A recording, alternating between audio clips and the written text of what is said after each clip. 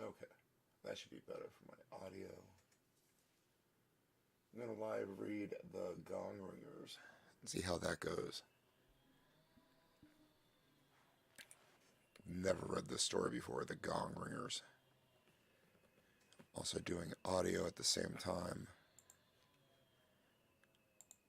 I play around with everything today.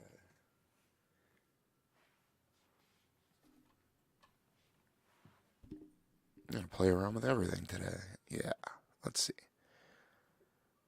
Stop that, play that back.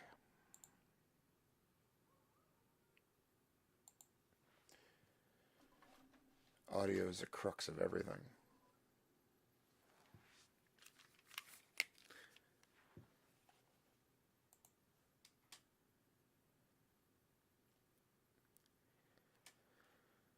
Alright, so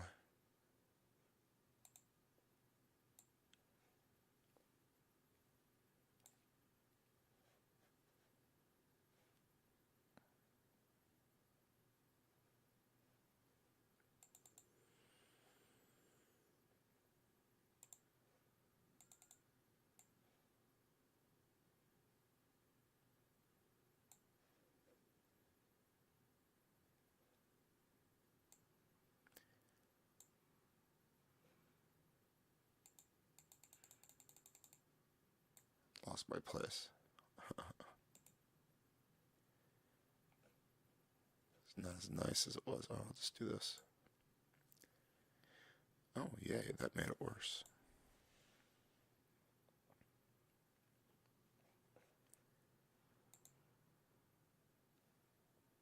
Alright.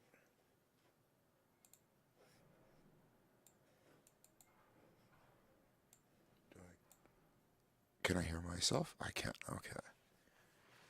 Alright, what am I going to do? Live streaming or reading? Honestly, I've never heard of anything more ridiculous. That plane landing, going all the way over my house to LaGuardia. There'll be a ton of helicopters filled with rich people or cops screaming over my apartment. It'll be a fun experience for everybody. And I still have to figure out if I'm actually doing a live stream. This is my fourth one, something like that. I have no lighting. I have the contrast completely turned up. Did not comb my hair.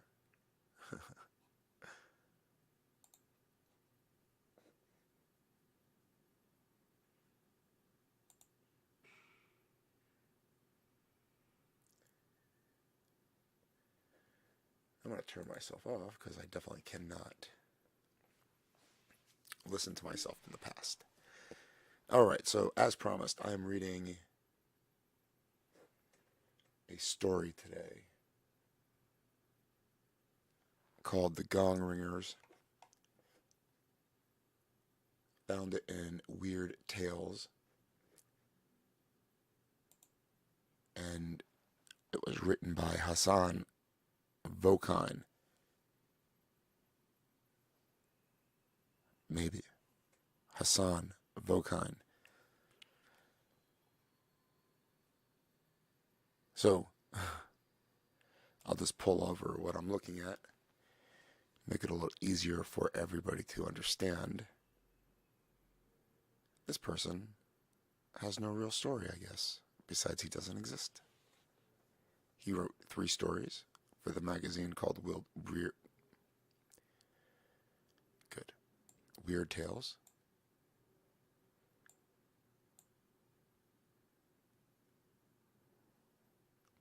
And the name appears to be fake.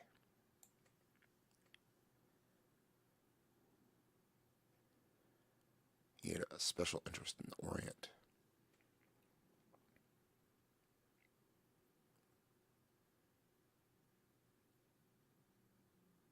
Or nothing. This person doesn't know anything either. They wrote a whole article and then at the end say they don't even know Arabic. Is the meaning of Hasan important? Can you define Vokine? What kind of name is Vokine? Is this important? Do we need to know? Let's see. Invoke. That was useless.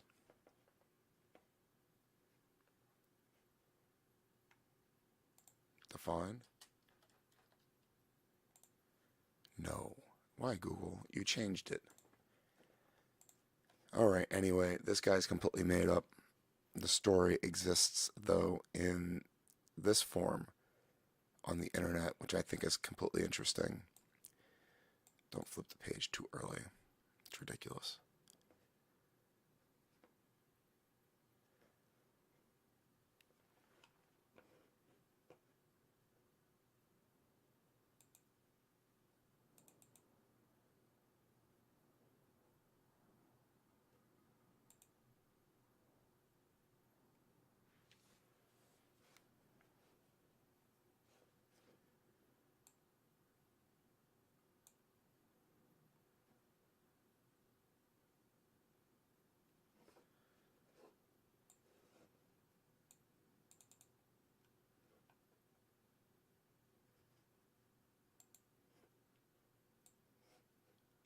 Huh. You would think that I have never done this before.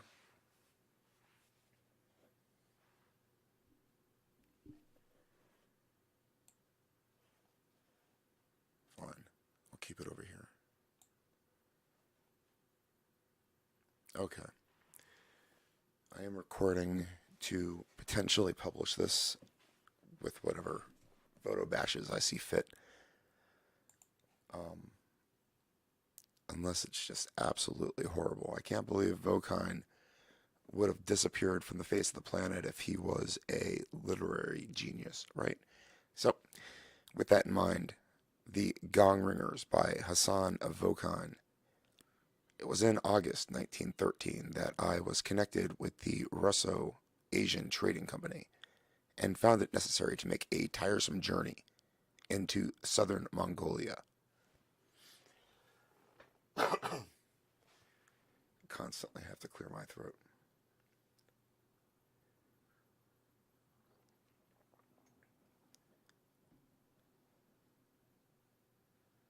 After crossing the Siberian border, we traveled not by camel but by horse, camping in the open and dining on canned foods and tea. Just as bored, if not more so than I, were my traveling companions, Mr. Paul Karakhan, also a member of the trading company, Mr. Jim Howell, an American journalist, and the two guides. But when we arranged to stop at the Cuban Ling, the seat of a rich Mongolian monastery, we were unconsciously preparing for one of those weird experiences, which can happen only in the East.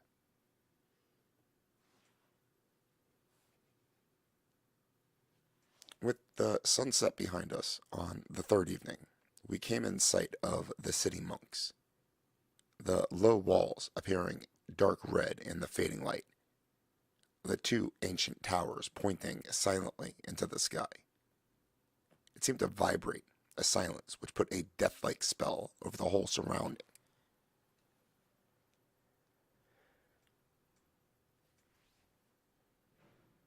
Over the whole surrounding desert.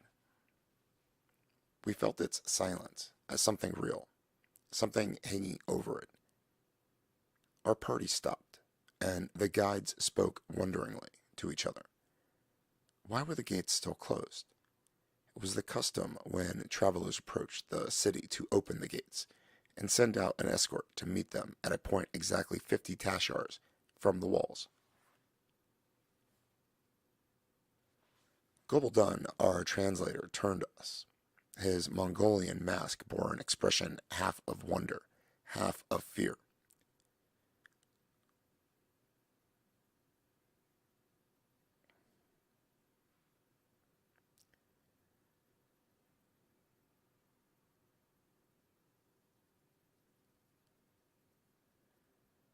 "This is a very bad thing. Always see us when we cross that hill. he said, pointing to the slope back of us, where the sun was now disappearing.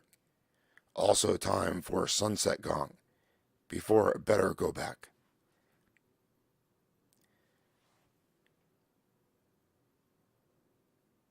Perhaps they are having a festival and have not seen us, suggested the American. No, no.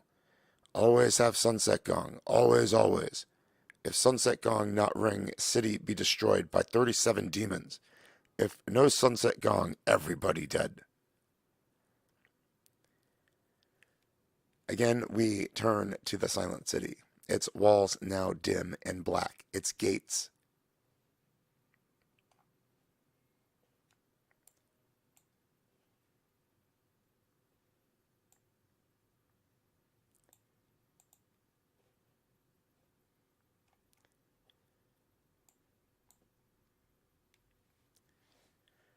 its gates still mockingly closed. It struck the same note in our soul as does the sight of a skull uncovered in a field.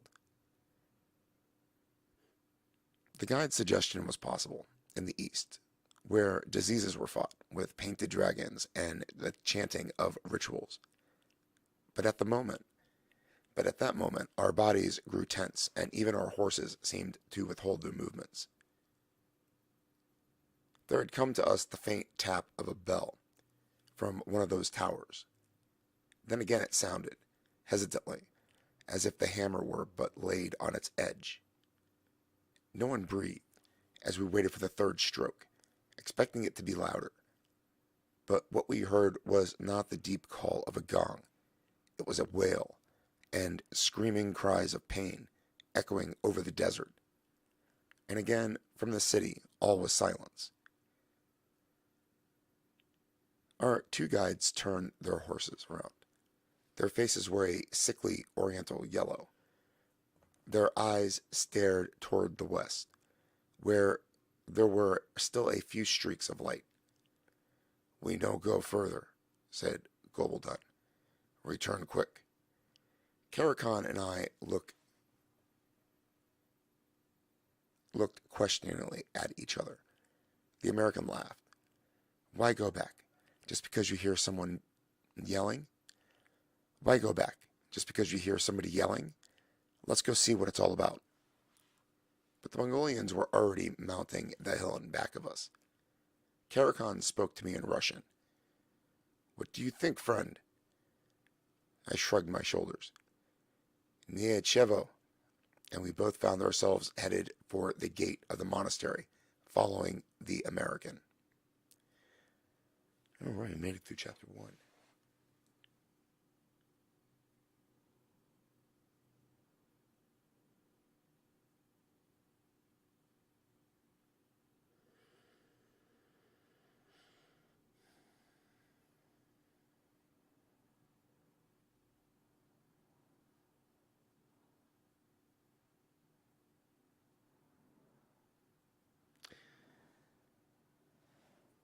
All right. How is this going? It is honestly it's amazing how fast time sucks up when you start reading. That was 8 minutes. My wife is texting. What do? I answer, of course.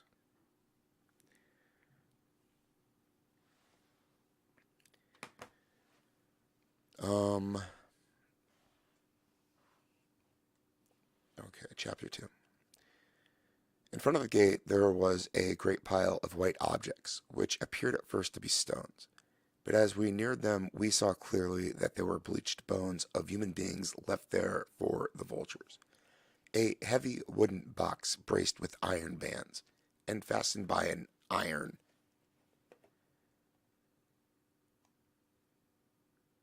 chain stood in their midst.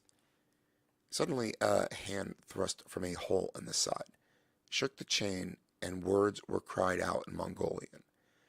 Was a llama, condemned to die of starvation. The walls of the city were made of logs, and appeared much like the barricades made by the colonists in settling America. Behind and above them, we could see the towers and buildings made of mud at the base and topped with gaily painted wooden cupolas. Hal had dismounted and, finding the gates unfastened, pushed them open. We slipped in noiselessly and stood against the wall. It was not a dead city that we found. Until we grew accustomed to the place, our impressions were of torches, strange smells, and a weird chant. When grouped at the foot of one of the towers, we saw a motionless crowd of yellow-robed llamas. 3 carried torches, the red lights of which fell on faces, awestruck, terrorized, as ghastly Mongol masks as the Orient knows. In the center of the crowd stood a tall man, the chief lama, with a brass hat and a red silk robe, the sleeves, each a foot long. From him came the chanting. We wondered if we dared make our presence known. Then Karakan, who had picked up a few words of Mongolian from the guides, spoke.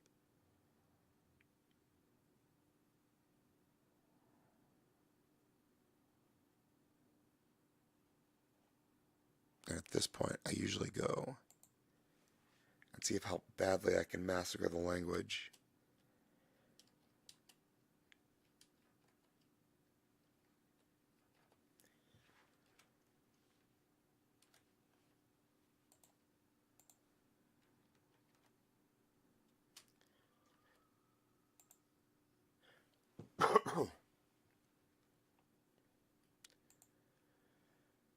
We get to cheat though, because we know it's Mongolian. How do you spell Mongolian?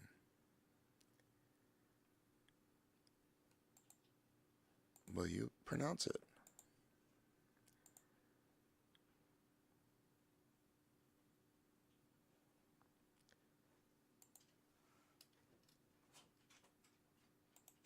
It's not going to work. Mongolian must be a very difficult language. How does Mongolian sound? That wasn't a real video. I'm really happy that's happening now.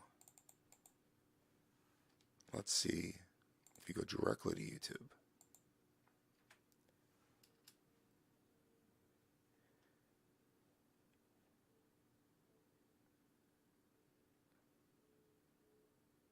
Yiddish.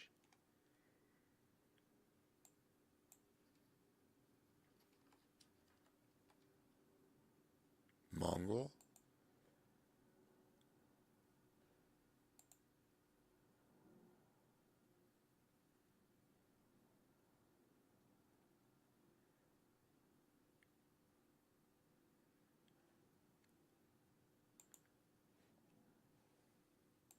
Does that even come through?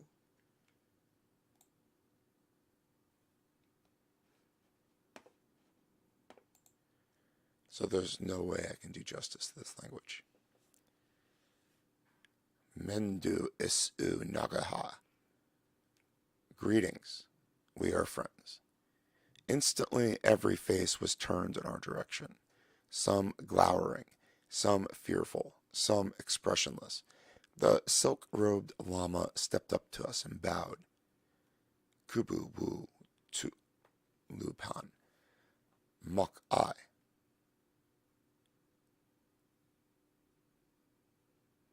He didn't even translate to anything in Mongolian, though, did it? It's very confusing. Did he do a good job?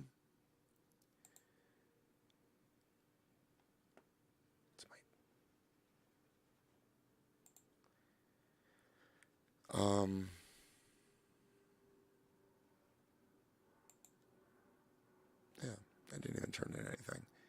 That's interesting. I wonder if he just made it up.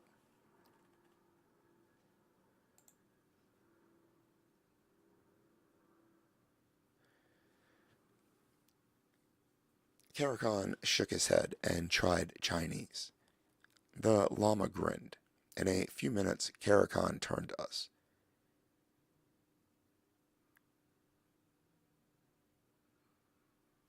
I'm going to try that one, see what happens.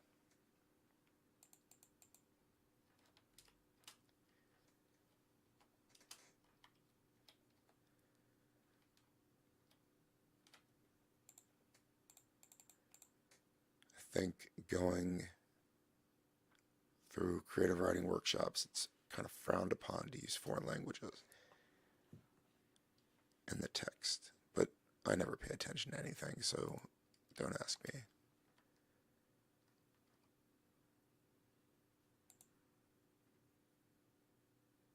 Well, it says it's Japanese.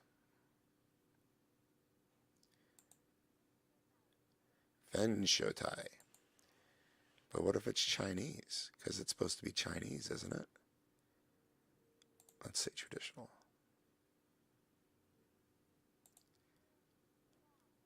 Fen Shutai. Oh, it wasn't that difficult. Fen Shutai. Fen Shutai. Chief Lama wishes to say that he is the most unhappy man in the world to think that we were not welcomed to his humble monastery. But he says this is the most unfortunate temple in all Mongolia. And if we had not entered the gates, he would have advised us to pass on. Follow him. The Chief Lama had motioned the gaping group.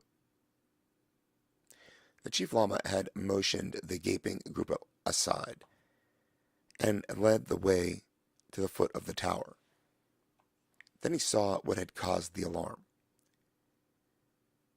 At our feet, the lights of the torches fell upon a ghastly figure. It lay in a dark red pool. The yellow robe streaked with blood. The arms stretched out, the fingers clutching a small iron hammer. The face so disfigured and blood-stained as to be unrecognizable. Through Karakan, the Lama spoke again. Since the day of the fire dragon,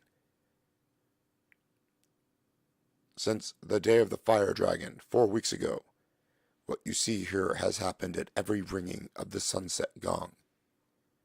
Priest Yu Yang was the first, and since then, 26 others have been sacrificed to save our weak city from the vengeance of the 37 devil gods.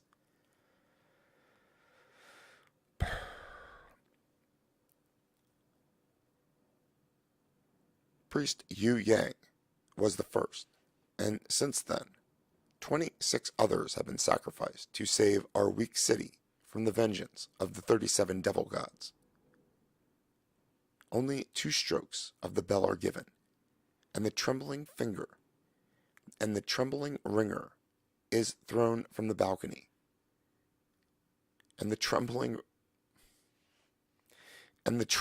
ringer is thrown from the balcony, his face and hands mysteriously torn and bleeding, to be crushed to death at the bottom of the tower. Tomorrow, lots will be drawn to choose a new ringer. And since you have entered our gates, you will be asked to join in the drawing.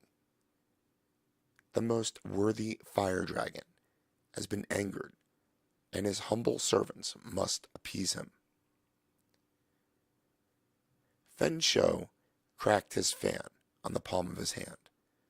2 lamas stepped up to him.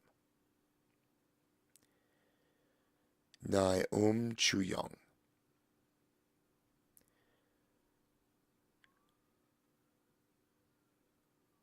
They picked up their dead comrade and carried him through the gate.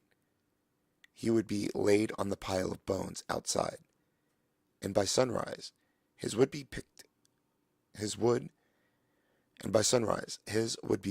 clean as the others. The harsh call of a bird floated down to us from above. It was a vulture, already impatient for the feast.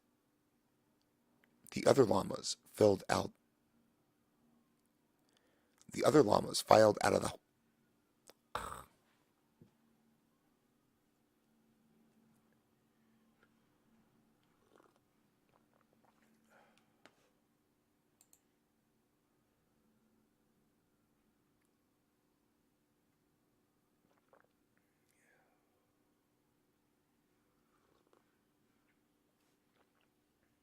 I drink directly into the microphone.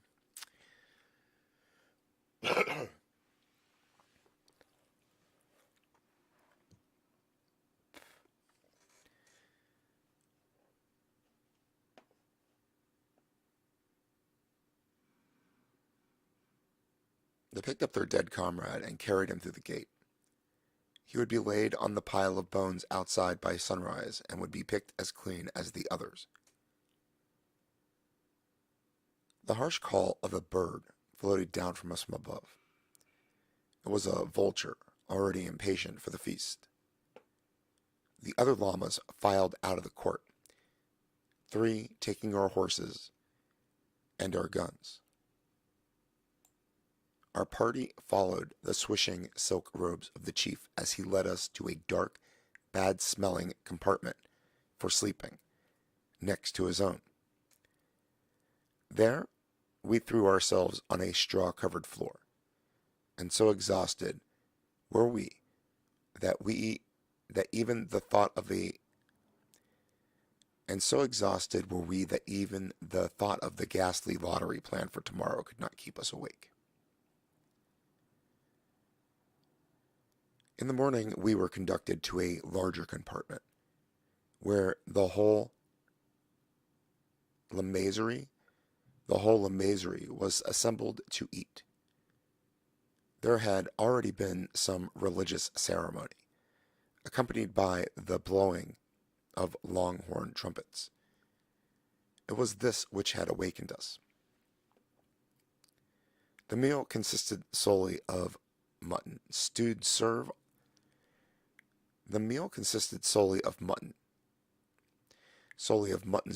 served on large brass platters.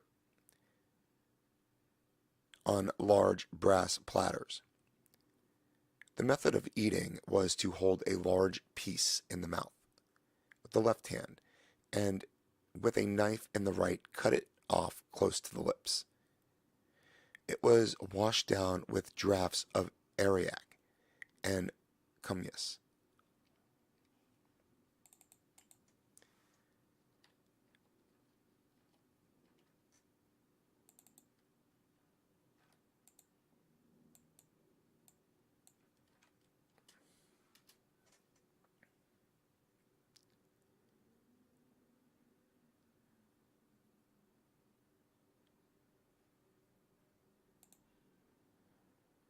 Oh, that's the horse milk butter.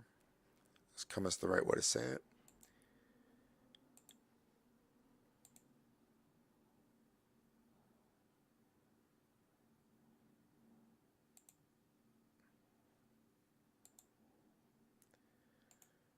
What is that?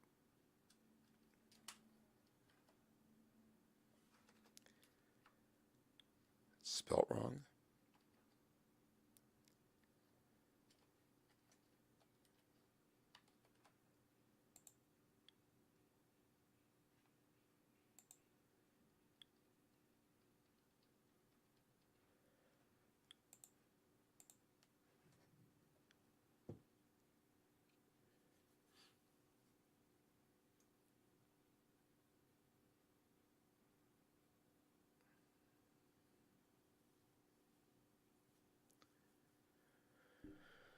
It was washed down with draughts of arrack and kumyas. After the meal was over, Fen Shou spoke again to Karakhan in Chinese. He says that if we do not attempt to leave the inner court, we will be left free to do as we please, Karakhan told us. If there is anything among our luggage that we would like to have, they will be glad to get it for us. I've ordered my cigarettes. Do you want anything? I asked them for my pipe and plenty of tobacco, said Hal. Ask them for my pipe and plenty of tobacco, said Hal.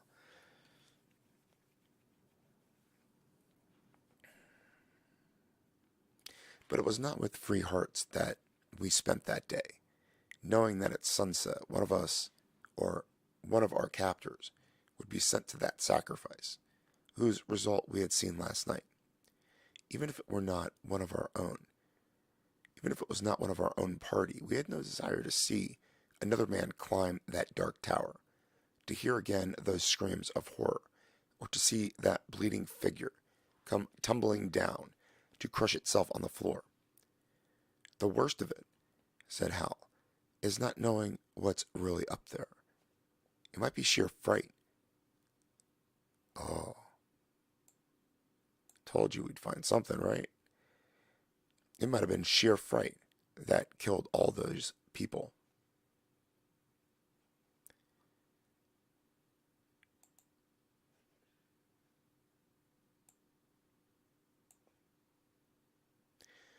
Karakhan lit a cigarette.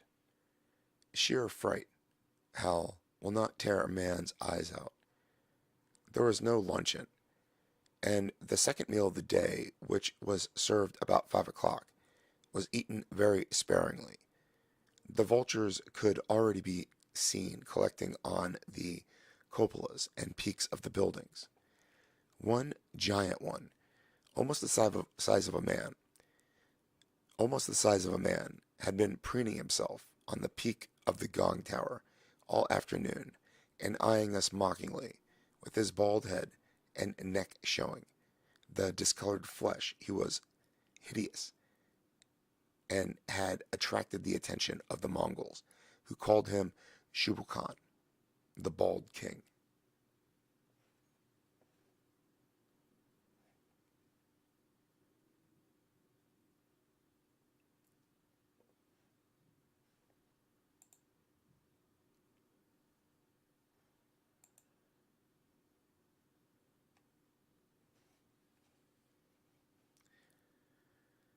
As the sun began to get low, the chief lama majestically entered the court.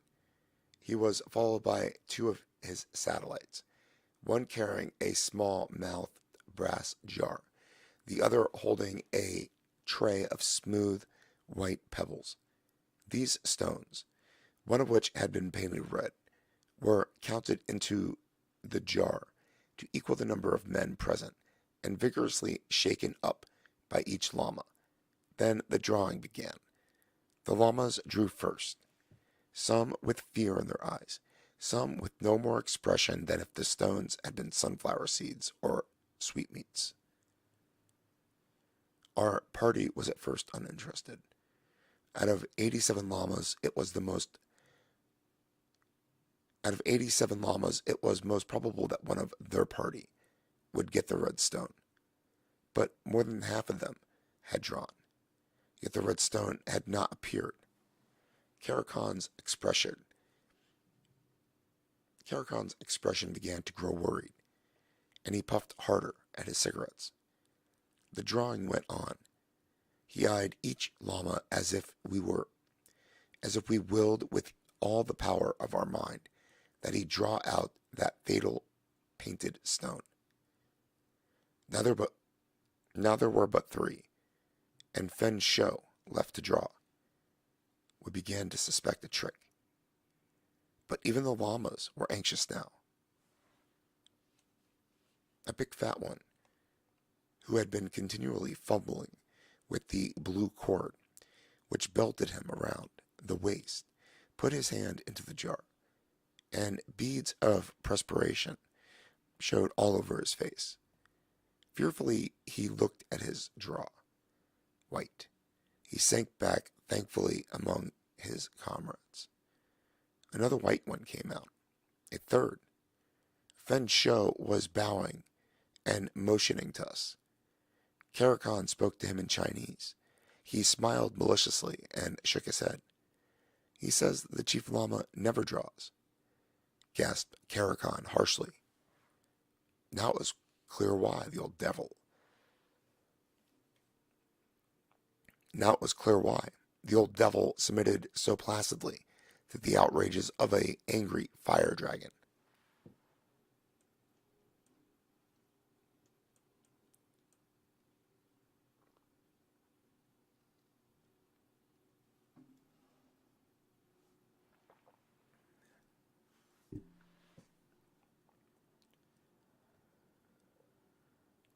For every lama who disappeared into that tower, his coffers were ever so much the richer. Fen Shou was beating his fan nervously against his palm. But it would not be a llama this time. There were 3 stones left in.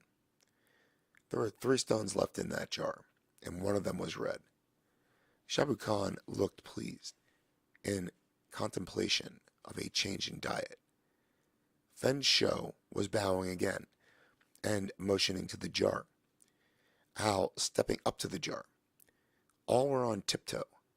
His eyes were haggard as he felt in the bottom for one of the 3 remaining stones. He drew it out. It was red. He tottered against the wall. But when he reached him to support him, there was a grim smile on his lips. Fen Shou nervously upturned the jar. 2 small round white stones dropped out. He nodded wisely and motioned with his fan that we might see them. It was not a trick, perhaps, but it was a ghastly luck. Hal, his mouth still firm, asked through Karakan if he might take with him his pistol and his flashlight.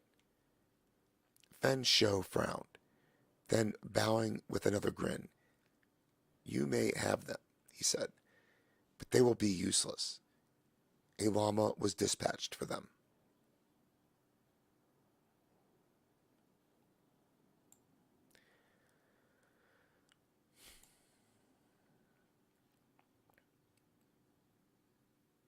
Evidently, Fen Shou really believed in the fire dragon, which was so obligingly filling his coffers with the gold of his followers. The whole party filed into the outer court, the llamas, at their chief's orders, lining themselves against the gate to prevent our escape. Karakan and I stood in the middle of the court.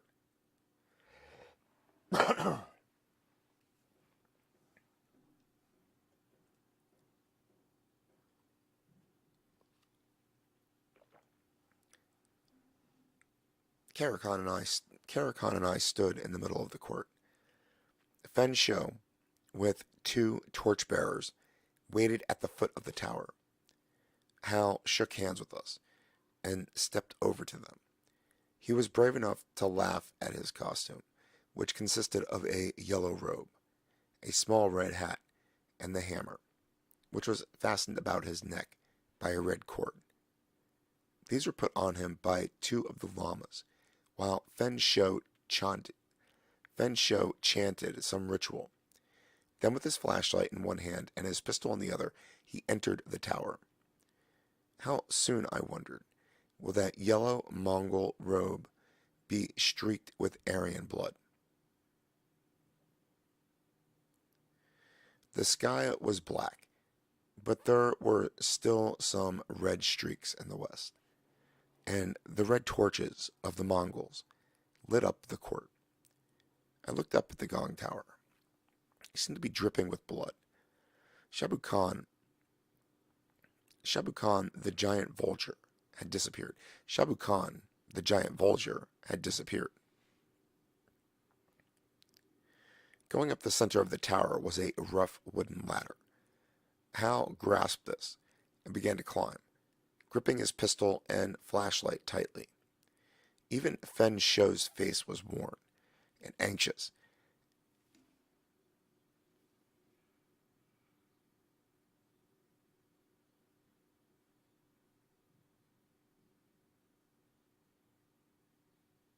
Completely lost my place. Even Fen Shou's face was worn and anxious as he saw him vanish into that black hole. It was another sacrifice to the fire dragon, but it would mean nothing to Fen Shou. The wily chief would get nothing from Hal's luggage to equal the gold of his rich followers. Partway up the mud base of the tower there was an opening. We saw him slowly pass it. When he reached the top, it would be necessary for him to balance himself on an upper rung of the ladder and reach up with the hammer to the gongs, which were in the very peak of the tower. The whole court held its breath as one body. We would not see, but we would hear what happened. We would not see, but we would hear what happened. As yet, there had been no sound. What was happening in the tower? Hal was approaching the top. With his flashlight, he was searching the dark corners of the cupola. It revealed nothing, yet he had an uncanny sense that he was not alone there. He had almost reached the top of the ladder. Was it safe to try to stand on the topmost rung? It would be an uncertain foothold.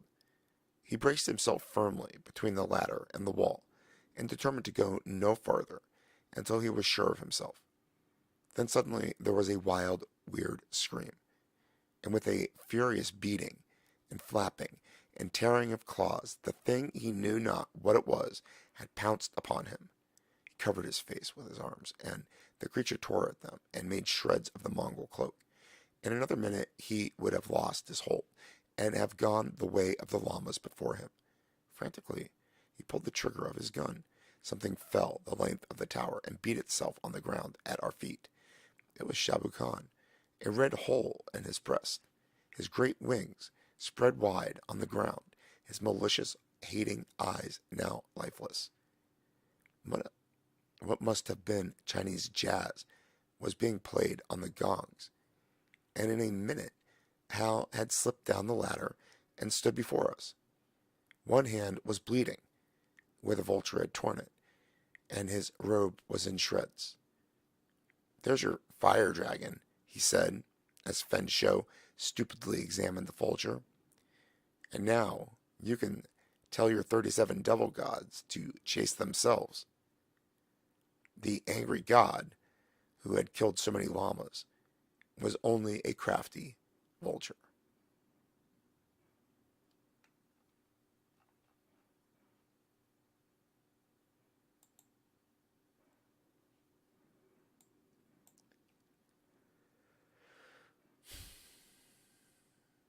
What can you say?